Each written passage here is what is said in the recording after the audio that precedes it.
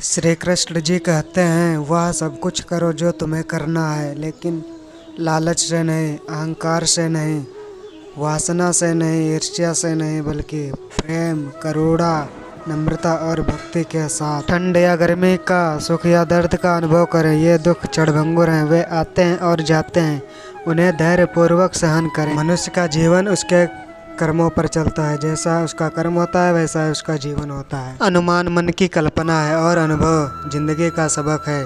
सच्ची खुशी तभी होती है जब आपकी सोच, कथन और कर्म में समानता हो। जैसे तेल समाप्त हो जाने पर दीपक बुझ जाता है, उसी प्रकार कर्म के क्षीण हो जाने पर भाग्य भी नष्ट हो जाता है, क्योंकि कमजोर आपका वक्त होता है, आप नहीं। मौन सबसे अच्छा उत्तर है किसी ऐसे व्यक्ति के लिए जो आपके शब्दों को महत्व नहीं देता। समय कभी नहीं रुकता।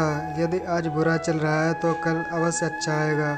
आप केवल निस्वार्थ भाव से कर्म कीजिए और वही आपके हाथ में भी है। हमारी आस्था की परीक्षा तब होती है जब हम जो चाहें वो ना मिले और फिर भी हमारे दिल से प्रभु के लिए शुक्रिया ही निकले। जो हुआ अच्छा हुआ, जो होगा अच्छा होगा। स्वयं को मुझ पर छोड़ दो, अपने कर्म पर ध्यान दो। कर्म ऐसा करो जो स्वार्थ रहित और पाप रहित हो। मुश्किल वक्त हमारे लिए आईने की तरह होता है, जो हमारी क्षमताओं का सही अभ्यास हमें कराता है। अपने सबसे खास से धोखा खाने के बाद लोग चाहकर भी किसी पर संपूर्ण भरोसा नहीं कर पाते। यही सत्य है। जिंदगी में दो लोगों का होना बहुत जरूरी है। एक कृष्ण जो ना लड़े फिर भी जीत पक्की कर दे, दूसरा कर्ण जो हार सामने हो फिर भी साथ ना छोड़े। जिस व्यक्ति को आपकी कदर नहीं, उसके साथ खड़े रहने से अच्छा है आप अकेले रहें। अहंकार तब उत्पन्न होता है जब हम भूल जाते हैं कि प्रशंसा हमारी नहीं, हमारे गुणों की हो रही है। जो हुआ अच्छा हुआ, जो होगा अच्छा होगा। स्वयं को मुझ पर छोड़ दो,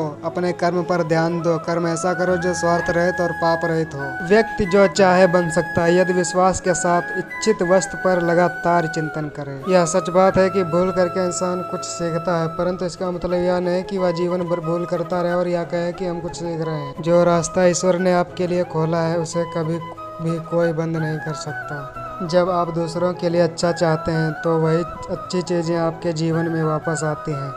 यही प्रकृति का नियम है। निर्बलता अवश्य ईश्वर देता है, परंतु मर्यादा मनुष्य का मन खुद निर्माण करता है। धर्म केवल रास्ता दिखाता है, लेकिन मंजिल तक तो कर्म ही पहुंचाता है। सदैव संदेह करने वाले व्यक्ति के लिए प्रसन्नता ना इस लोक में है ना ही कहीं और है। इंसान के परिचय की शुरुआत भले ही उसके चेहरे से होती होगी, लेकिन उसकी संपूर्ण पहचान तो वाणी से होती है। जिंदगी में कभी भी अपने किसी हुनर पर घमंड मत करना, क्योंकि पत्थर जब पानी में गिरता है तो अपने ही वजन से डूब जाता है। रिश्तों में नियमित दूरियां रिश्तों को जोड़ती हैं और अनियमित दूरियां रिश्तों को तोड़ती हैं।